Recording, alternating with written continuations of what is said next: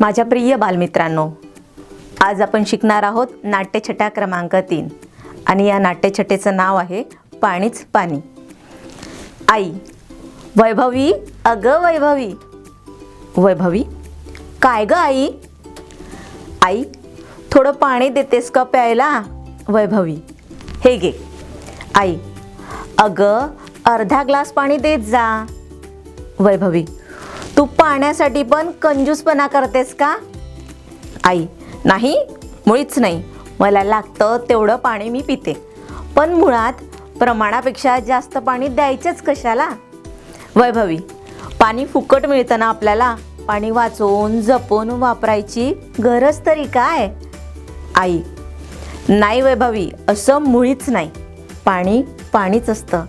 जल हेच जीवन असं उगाच म्हणत नाहीत. आपण ते दिवस आठवूया जेव्हा उन्हाळ्यात 3-4 दिवस नळ येतात.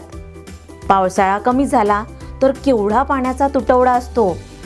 आपल्याला सगळ्याच कामाकरिता कमी अधिक पाणी लागते. अंघोळ, भांडी घासणे, कपडे धुणे, पाणी पिणे, तसेच जनावरांकरिता, फुलं झाडांकरिता आणि प्रत्येकच कामाकरिता पाणी लागते. वैभवी, होय लागते. आई, पण त्या पाण्याची किंमत करायला पाहिजे की नको? वैभवी, तू उगाच छोट्या छोट्या गोष्टीचं टेन्शन घेत असते. आई, असं का? आम्ही गावी राहत होतो तेव्हा तुझ्या आजोबांकडे विहिरी होत्या. त्या उन्हाळ्यात पार कोरड्या व्हायच्या. अगं गंमत नसते, दूरवरून पाण्याने भरलेले हंडे डोक्यावरून घरापर्यंत आणणे.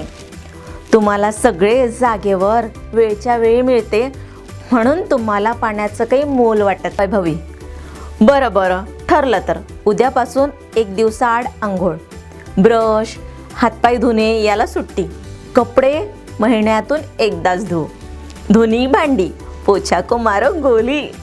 पाणी वाचेल आणि वेळही वाचेल, आरामही होईल. आई, भांडी घासणे, आंघोळ करणे, कपडे धुणे, लादी पुसणे ही रोज करायची कामे असून ती टाळायची नाही. धन्य तुम्ही पोरी, आई हसत म्हणाली.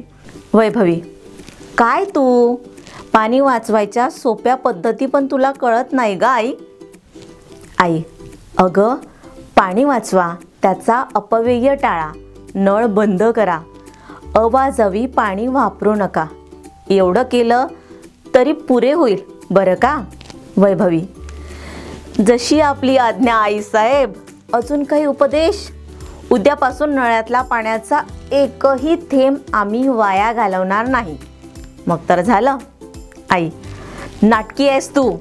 वैभवी, गंमत केली ग तुझी. पाणी नाही सांडवणार, वारंवार हातपाय धुवायचे की सॅनिटायझर वापरू? आई, काय? वैभवी, मस्करी केली.